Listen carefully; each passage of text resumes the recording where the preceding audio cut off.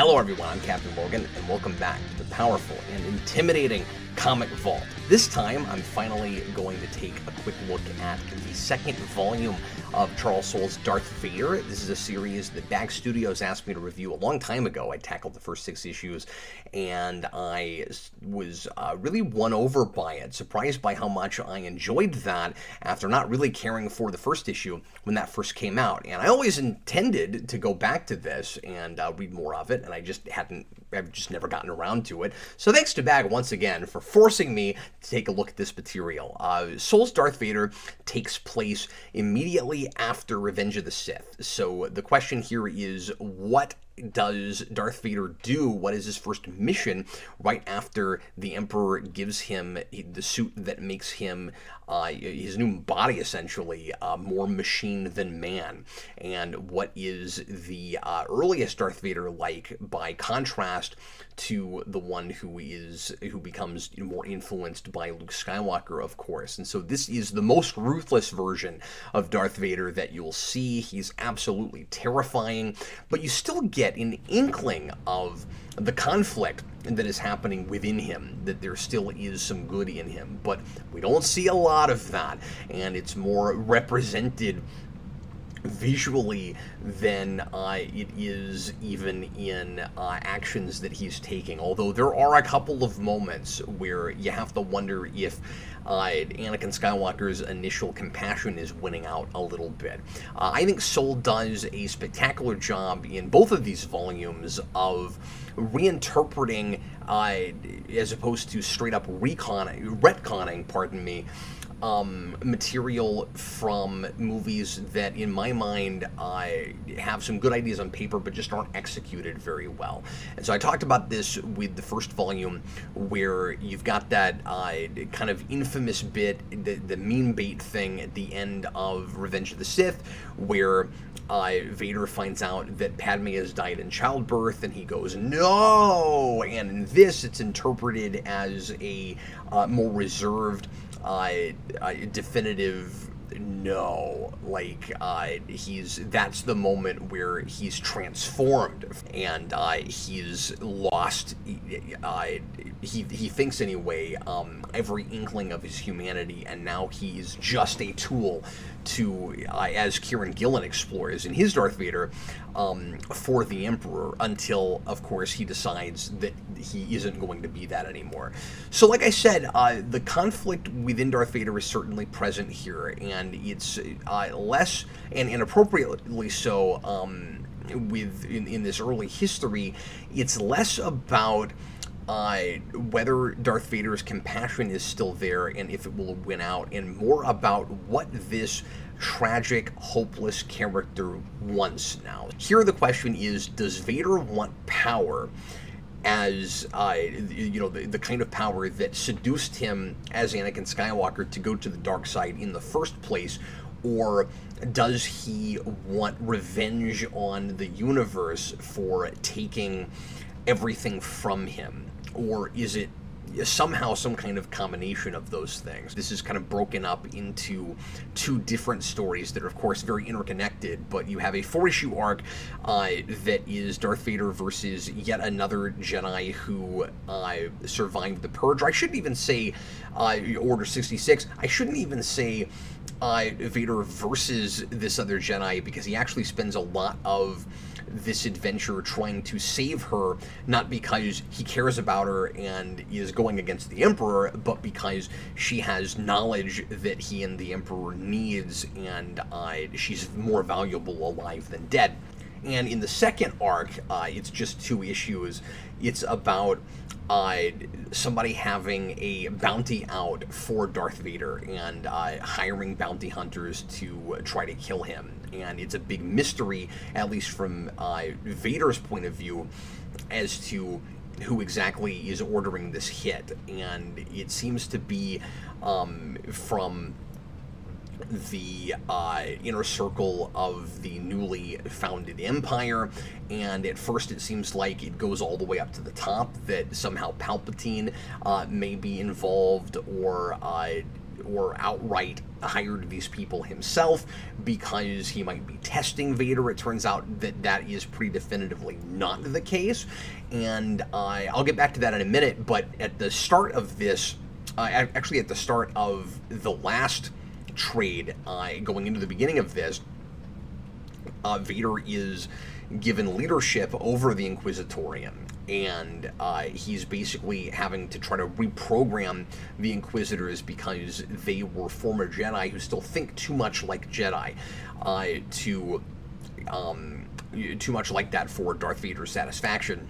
And so he has to reteach them to not react, but to be more ruthless like he is. And in that 2-issue arc, we meet a member of the Inquisitorium. Remember, all of these people are former Jedi, and she's called the Ninth Sister, and she is something of an empath. Her skill set is all about being able to read into people's emotions. That's the part of the Force, of using the Force, that she's best at, and she suggests that Darth Vader actually has a death wish, that he really wishes that he could just end his life because everything was taken from him. He no longer is the man he was. He's barely a person now.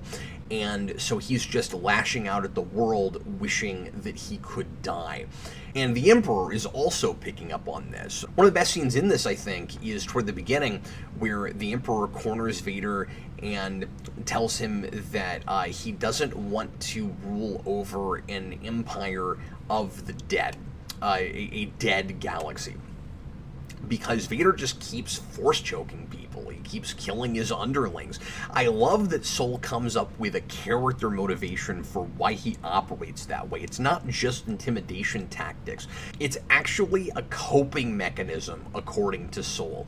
He kills people because he's lost complete regard for life. So right now, he's allowing himself to be the Emperor's blunt instrument, but it's really just because he's totally lost and doesn't really know what else to do with himself. And so the Emperor says that he is giving in too much to his anger and his rage, which is really an interesting thing for a Sith to say, that there's still this sense of balance with the Force to a much, much lesser degree than with the light side, even with the dark side. That he's, and I don't remember ever reading this in any of the few Star Wars things that I've looked at. That's the whole idea in the first place, is like, let your anger flow through you. The big difference between the Jedi and the Sith tends to be the Jedi work with the Force. The Sith want to force the Force to work for it. You let your emotions take you over, and then you use all of that raw power in order to bend the Force to your will. But the Emperor's argument is, if you let your anger completely dominate you and you let it take the driver's seat, then you don't have any ability to control the Force, to bend it to your will. So at the beginning of this, he's just lopping Inquisitors' hands off. He's been given, like I said earlier, the Inquisitorium, and he's trying to teach the Inquisitors how to not act like Jedi. And so he's trying to teach them the lesson of loss, and the same way that he did, literally. So he got his arm chopped off, and now he's taking limbs away from the Inquisitors so that they'll have something to spurn them on, to give them that same sense of rage that he has. And the question is he doing that just because that's a lesson he had to learn and he doesn't know any other way of teaching it to them? I mean, it does seem to be working to some degree. Or is it because he's still that like sad, lonely child, and kind of pathetic child, honestly, Anakin Skywalker, who couldn't get his way and lost everything he cared about, and so now he wants the whole universe to feel the way he does. And just like with the like torturing a kyber crystal to turn it into a red lightsaber thing with the first issue, it's a thing that I initially didn't like, and it won me over on. I guess Soule is making the argument that the idea could be that Anakin, or that Darth Vader cut off Luke's hand on purpose because that's what happened to him all those years ago. And having that informed by this story makes that idea a lot more plausible to me. That this is the way Vader teaches people about the notion of loss. I really, at the end of the day, ended up liking that idea quite a bit. Some of the former Jedi's perspective, particularly the Grand Inquisitor, there's this attitude of elite classism that the Jedi had, that certain people were worthy of the knowledge that the Jedi have stored in the archives, and others weren't. And a lot of the ones who weren't felt like they were being, like there was a prejudice against them. And from the archivist perspective, Jocasta, the idea is that they just weren't ready to have that knowledge. She says, it was my prerogative to let you into the library and give you all of this information. And I chose not to do that with the Grand Inquisitor and some other people, some of whom I'm sure also became Inquisitors, because their heart's not in the right place, because they wouldn't use that information for the right reasons. And there's this kind of argument that's never resolved that I really like, that kind of casts doubt on the Jedi at the same time as saying that the Inquisitor's argument is flawed. So it kind of takes that idea from the prequels that the Jedi Order maybe was around long enough that the Jedi became really complacent and they kind of forgot what they were fighting for. And that the reason that those characters are so kind of stolid and one-note and boring in those movies is maybe not just because Lucas just didn't make them interesting, but because they had lost all of their passion. But they're not actually giving these children the right kind of guidance, maybe, at least in some cases. And they're not actually great parents. They're oversimplifying things. They're trying to make everybody that's force sensitive into exactly the same kind of person. And it almost reads like a commentary on public education or something, where you aren't giving kids enough individual treatment, and so you have kids that fall through the cracks, and that you aren't realizing are taking the wrong lessons from your teachings.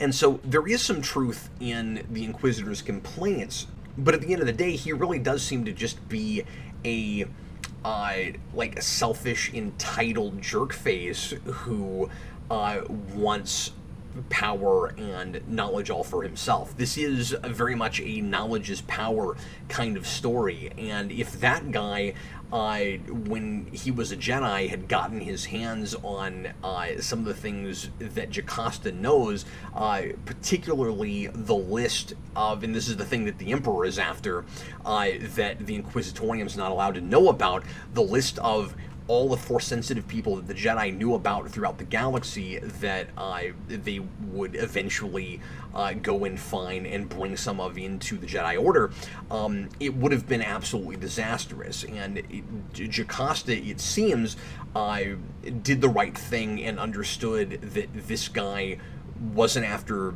that information for the right reasons. But by the end of this, Vader has failed at getting the list of the Force-sensitive people that the Jedi knew about, and we believe that it's lost for the ages, and so ultimately Jocasta ends up dying because she's no longer useful to Vader and the Emperor. And we find out that Jocasta has an assistant that has at least one extra copy of this thing, and it will eventually, it seems, fall into the hands of Luke Skywalker, which is in the future, which is a pretty cool reveal, or at least I think that's what's supposed to be going on there. So that's the first 4-issue arc, and it's interesting because I do think that there is a little bit of padding going on in this trade, but more of it is in the second arc, and that's only 2 issues. There is less going on there, and it feels like kind of a prologue to maybe a bigger story. Again, I'm wondering if the very next arc we're going to get yet a third Jedi that survived the Purge that Vader has to go after. The first 2 have been very interesting, so if that's the formula for this book, I'm not going to be too disappointed, because I think that there's more cool things that Soule can do in inventing more of those characters, even if it kind of feels like there's maybe too many of those in the Star Wars universe. It doesn't seem like the universe is at a loss for Jedi that survived Order 66. It seems like there's a bazillion of them still out there, and if I'd only read this and hadn't seen Rebels, I don't think I would feel that way about it. But anyway, that second story is, like I said earlier, just Vader dealing with bounty hunters that have been hired to kill him. We don't know by whom initially. I kind of wish that we didn't get an answer to that yet. I wish we just stayed with our protagonist instead of jumping over to the culprits, who seem to be, I'm not sure who exactly they are. There's a conversation in a bar between a couple of guys in weird, creepy-looking masks who work for the Emperor, but they've decided that Vader is too much of a wild card, that he's taking too much power, and they want to get rid of him. And so they set up this ruse where Vader thinks that he's got word of where yet a third surviving Jedi is, because that's his main job, is to get rid of the rest of them. And it turns out that it's an ambush, and he's attacked by a family of bounty hunters.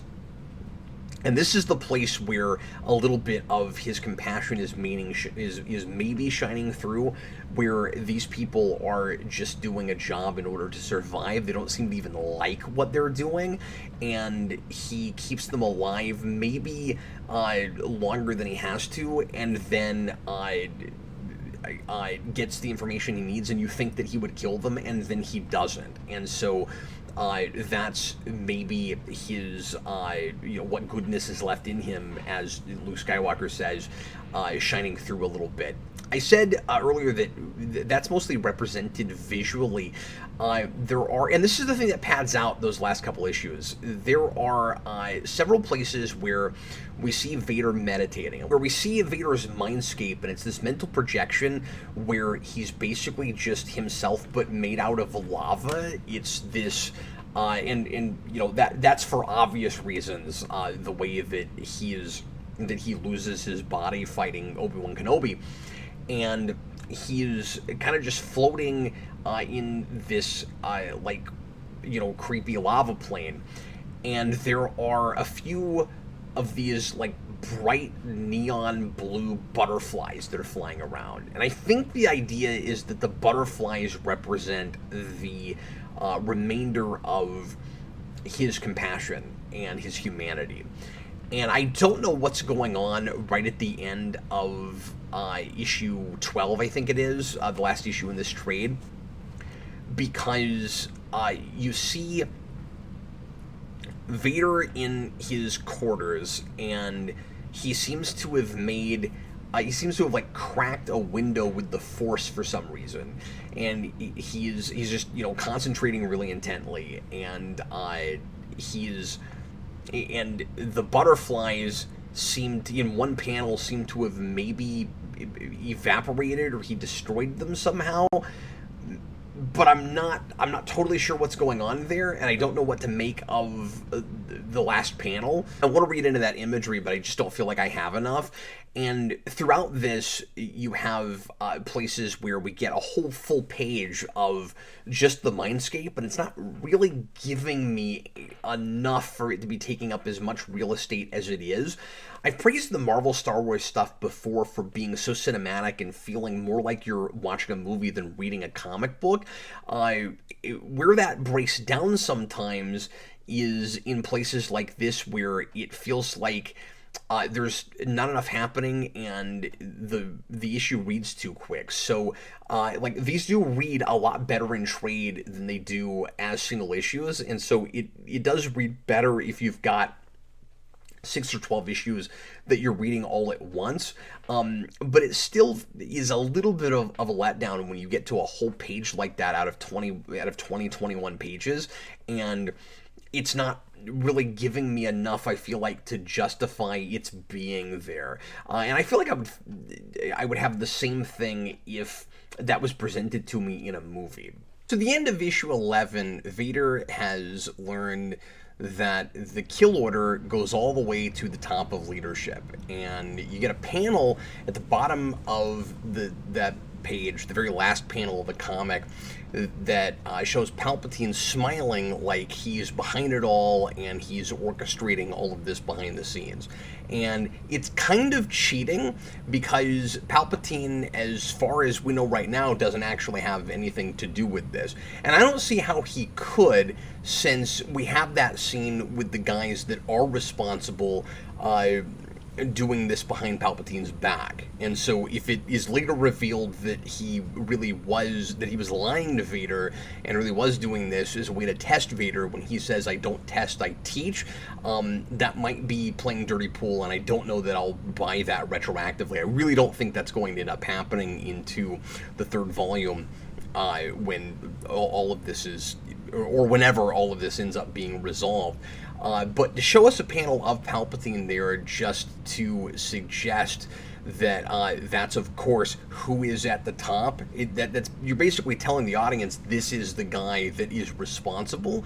And if you're reading it month to month, you're holding that with you for 31 days before you read the next issue, like Palpatine's behind it all. Palpatine's behind it all. And Palpatine's usually behind it all. And then it will turn out that he's not.